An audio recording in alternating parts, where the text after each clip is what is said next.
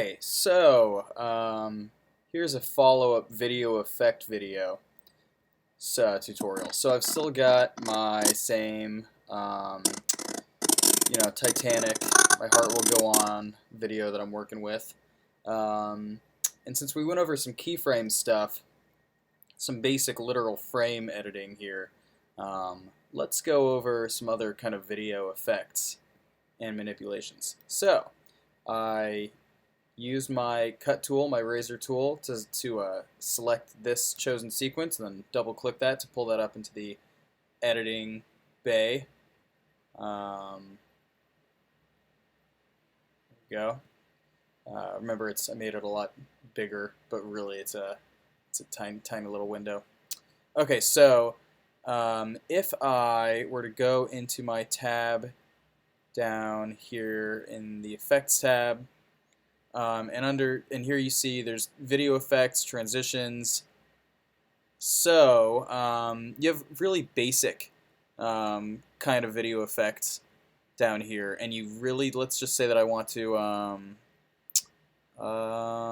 do a lens distortion to this clip. You can just drag and place it directly on the clip itself, and you'll see that it added that effect under effect controls. And so there are all these drop-down menus where you can kind of augment that effect, change the lens curvature. That's kind of what this one does,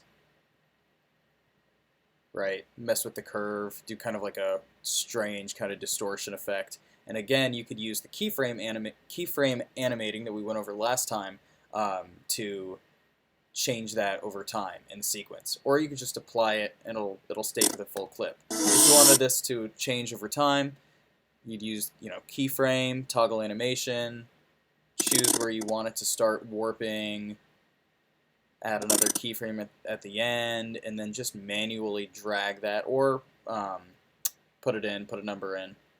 And so now over time you have that effect happening. And it's just as easy with any of these effects or changes. You could literally just delete that. I just selected that and deleted it to go back to what I had before, to my normal unaugmented clip.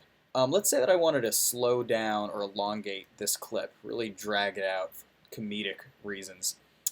Move that out of the way. If I double click this and go into clip speed duration, this is where you can either reverse something or you can speed it up or speed it down. So right now it's at 100% of the speed. If I wanted to slow it down, maybe I do like 40%, and it shows you that duration change in the clip. So you can see it elongated, and now it's kind of slowed down right here. Great. I'll go ahead and mute that. So now that that's slowed down, if I wanted to do some other kind of effects, under image control, you can change that to black and white. You could have a lot of presets here under Lumetri presets. This can make it look really cinematic. They actually have certain filters made for certain kinds of cameras. So say that you shot something, you want to make it look, like it was shot in the 60s or something. You can mess around with this, and it shows you what they look like, kind of samples. Here's like a faded film filter, etc. And again, under effect controls, you'll see that added right here. So this is how color correction is done, for films.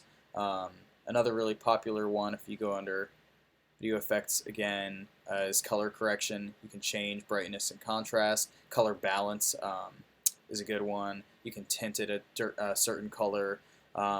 Basic kind of adjustments to the highs and the lows here, so like the shadows and the bright contrasted lights.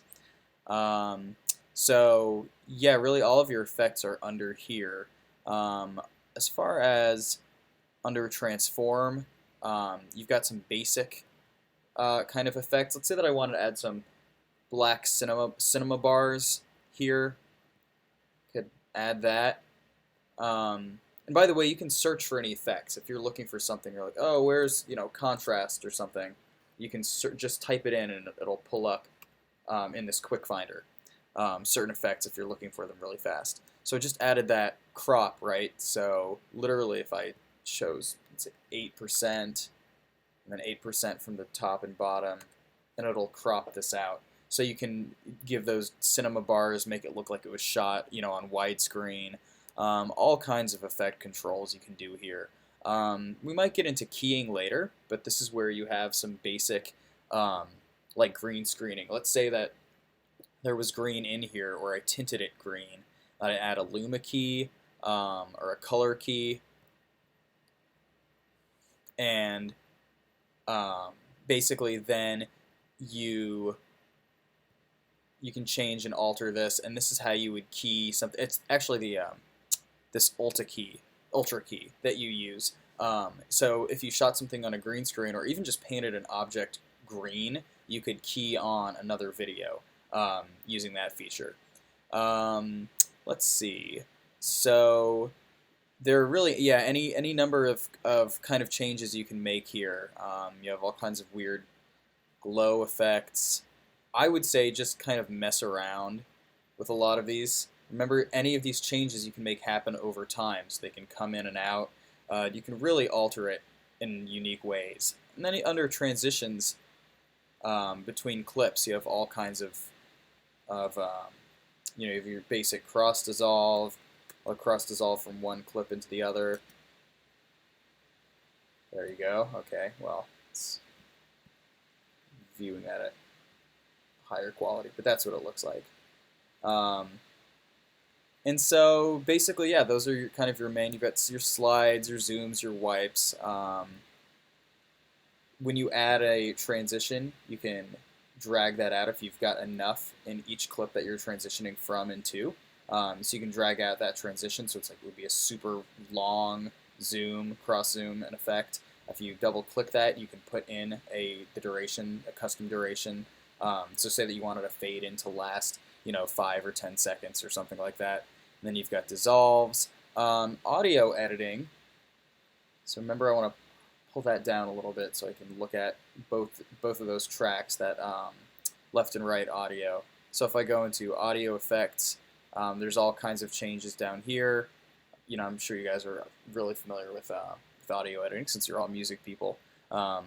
Basic audio editing, if you use this little pen tool, quick cut is P, you can add points here and then go back and select, and you can kind of drag this around. It shows you the decibel level. So if you wanted to manually fade something out, oh right, because I have it muted. Okay. Anyway, so you could hear that for a second, but it dipped. Move those around. There you go. So yeah, again, and then the exponential fade. These are the quick transitions in case you don't want to manually edit the sound like that. So that's kind of some more basic overview of effect editing. Again, if there's something specific that you're trying to do for your video, let me know. For instance, there's certain mirroring effects under distortion. You get a lot of these. If you say that you wanted to make this like a kaleidoscope, there's a kaleidoscope effect. So if I applied this mirror effect, and I could change the angle of the reflection, duplicate this, and then just keep doing that at the select angle. Okay, well, 90 degrees, there you go. So there's all kinds of mirroring effects you can do. Remember that you can take, anything that you're editing, go into effect controls, and literally change the actual size of the window. You can just take another clip of that using that Alt and drag to copy and move that around. So you can have a lot of options going on.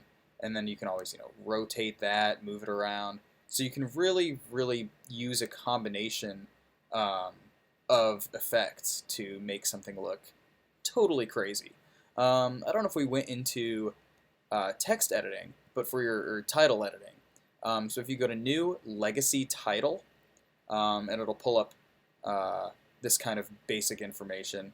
By the way, 24 frames per second or 30 frames per second, this 29.97 is what it's kind of standardized at, is typical for film. I mean, real film is like 24 frames per second, and it has to do with celluloid back in the early days where you literally have 24 still frames. But now, obviously, with digital, it can be as up to as many as 80, 90 frames to get really smooth motion. Something like 60 frames per second is going to look closer to like how something might look on your TV, like a sports game or something. The more frames you have, the more fluid and real looking the movement looks, while the lower frame rate, 29, 30, 24 frames per second, your brain is literally filling in the gaps between the frames. So it's going to look more like something you'd see in the cinema. So anyway, so you press OK. Sorry for that tangent. I tend to tangent a lot. And it pulls up this title menu here, and it's basically like Photoshop or anything really, and you can put, Titanic 2 Jack's Return. Yeah, there you go, and mess around with that and center it, and it gives you all kinds of text options over here. You can put shadows in here and textures and all kinds of stuff. You have some kind of presets down here, some legacy title styles you can choose from, but you can always just change the color to be whatever you want it. I mean, pretty basic. And when you're ready, just press X, close out of that window, and go back to your media browser, to your project file where all of your media is located, and you'll see it under Title 1. And so now if you just click and drag that into the clip, there it is. And you can always just double click on that to pull it back up in the editing window to augment that a little bit. Change the size, what have you. And then if you wanted that to fade in right over the text, you just go back to your video transitions, go into like something like a dissolve, something like that. And now it's going to fade in, make that happen over time by dragging out the transition. Yeah, so very intuitive. So play around with it. You've still got, some time before the first found footage assignment is due. So play around, have fun, message with any issues.